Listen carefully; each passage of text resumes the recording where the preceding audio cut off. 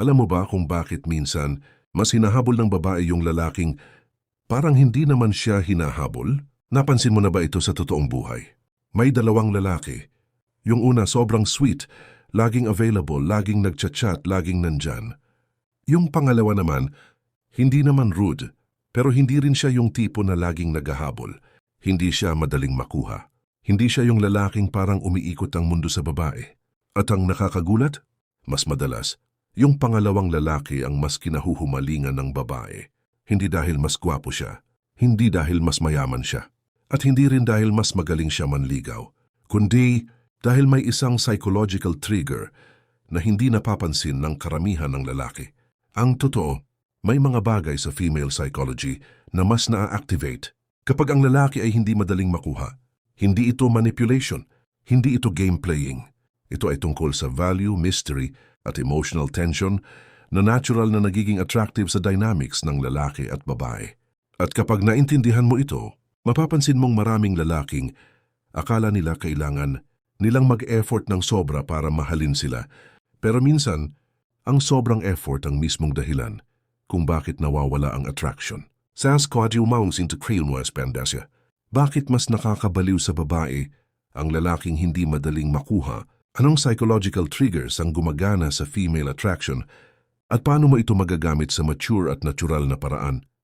Hindi para maglaro ng emosyon ng babae, kundi para maintindihan mo kung paano gumagana ang respect, attraction, at emotional value sa isang relasyon. At maniwala ka, kapag naintindihan mo ito, magbabago ang paraan ng pagtingin mo sa dating at relationships. Principle 1. Scarcity.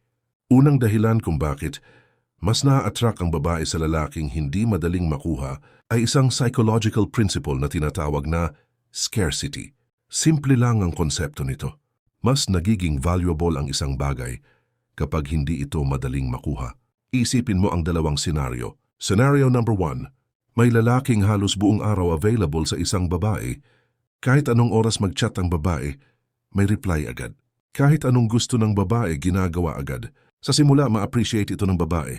Pero habang tumatagal, may isang bagay na nangyayari sa subconscious mind niya. Nagiging predictable ang lalaki. At kapag predictable na ang isang tao, bumababa ang excitement. Ngayon tingnan natin ang pangalawang senaryo. May isang lalaki na mabait, respectful pero hindi laging available. May sarili siyang trabaho, may sarili siyang buhay, may sarili siyang priorities. Kapag nag-usap sila, okay siya kausap. Pero hindi siya yung lalaking parang nakaabang buong araw sa phone. Ang nangyayari? Unti-unting nagkakaroon ng curiosity ang babae. Nasaan kaya siya ngayon? Ano kaya ginagawa niya? At dito nagsisimulang pumasok ang mental space ng babae. Hindi dahil pinipilit ng lalaki, kundi dahil natural na nagiging interesting ang isang taong hindi umiikot ang buhay sa kanya. Isipin mo rin ito sa ibang bagay. Mas exciting ba ang pelikulang alam mo na ang ending?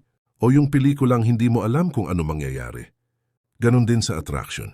Hindi ibig sabihin na dapat kang maging cold o distant.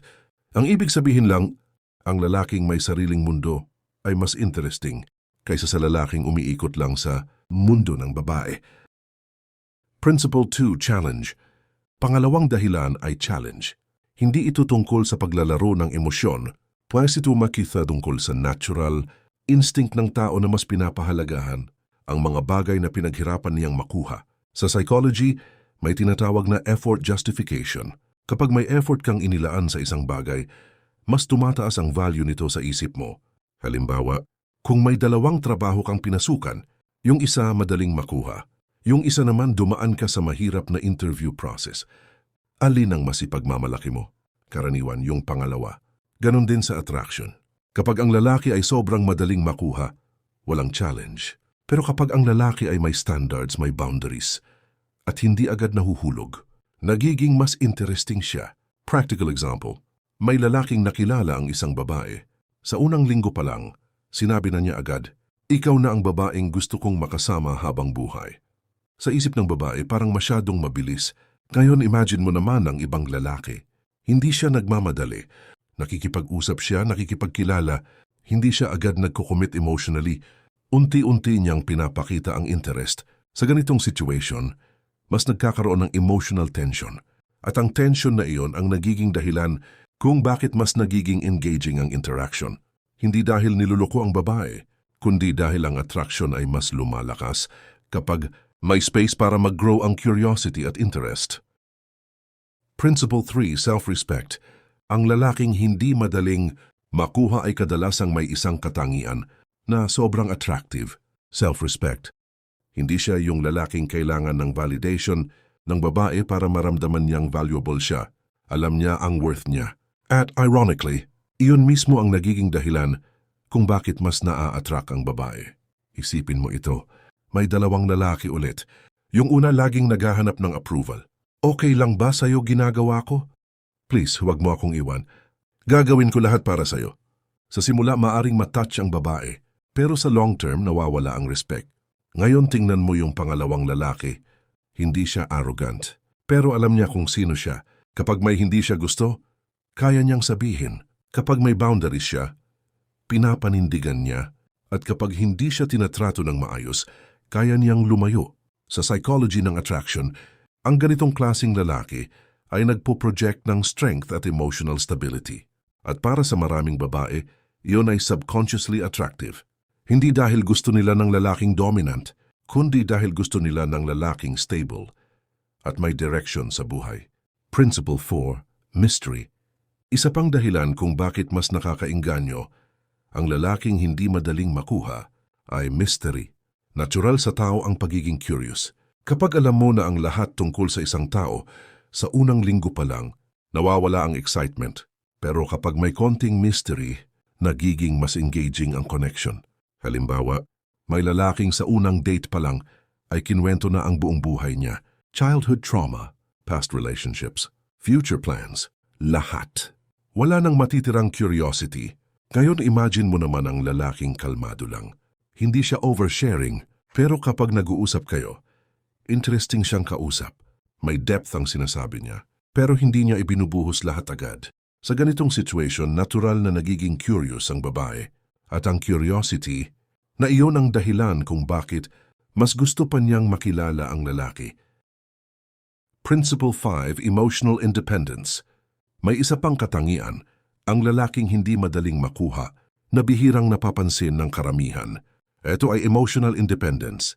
Ang ibig sabihin nito, hindi niya inaasa sa ibang tao ang kanyang emotional stability.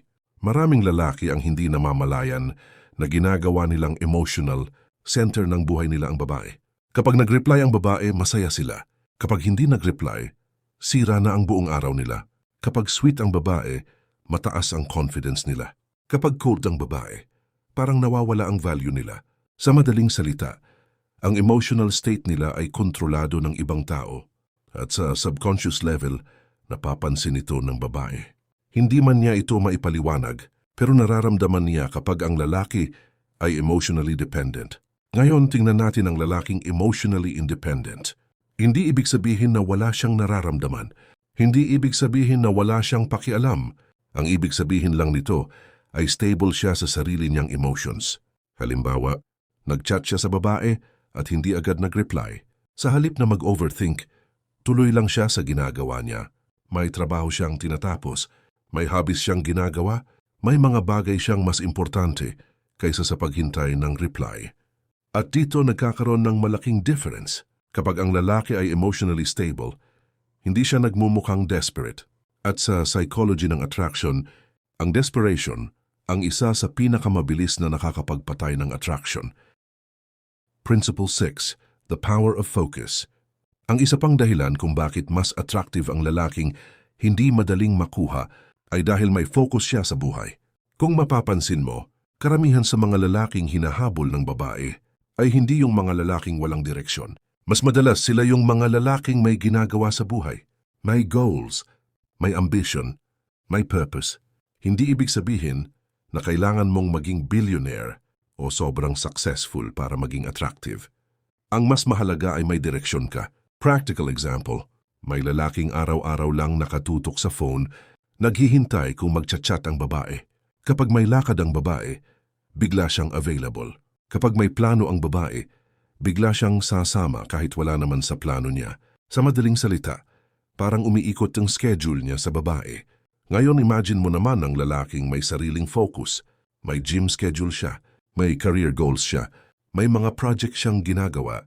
Kapag nagkita sila ng babae, present siya. Pero kapag kailangan niyang magtrabaho o mag-focus sa sarili niyang goals, ginagawa niya iyon. Ang message na ipinapakita nito ay simple lang. May value ang oras ko. At kapag naramdaman ng babae na may value ang oras mo, mas nagiging valuable ka rin sa paningin niya. Principle 7. Respect over attention.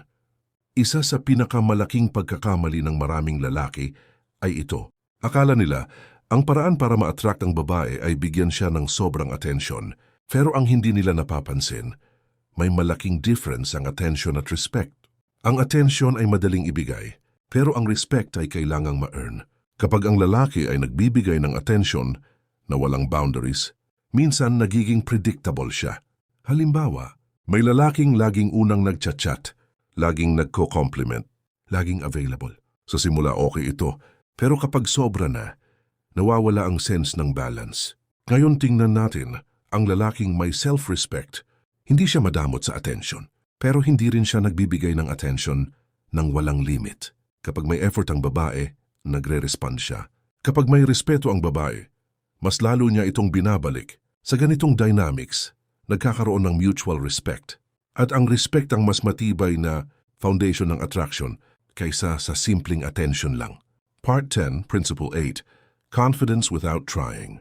Isa sa pinaka-attractive na traits ng lalaki ay natural confidence. Hindi yung loud confidence, hindi yung nagpapakitang gilas, kundi yung calm confidence. Ang lalaking hindi madaling makuha ay kadalasang may ganitong aura. Hindi siya nagmamadaling patunayan ng sarili niya. Hindi siya nagmamakaawa para mapansin. At hindi siya nag-i-impress ng sobra para lang magustuhan. Isipin mo ang dalawang lalaki sa isang grupo. Yung isa sobrang loud, laging nagpapatawa, laging gustong maging center of attention. Yung isa naman kalmado lang, nakikinig siya sa usapan. Kapag nagsalita siya, may sense ang sinasabi niya. Hindi siya nagpapapansin, pero napapansin siya. Sa maraming pagkakataon, ang ganitong klasing lalaki ang mas nagiging intriguing. Dahil ang confidence na hindi pinipilit ay mas authentic.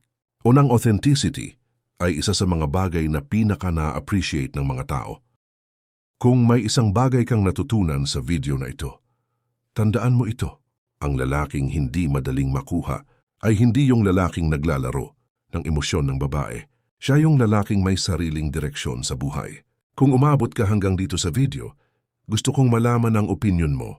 Sa tingin mo, bakit mas naa-attract ang babae sa lalaking hindi madaling makuha? I-comment mo sa baba ang sagot mo.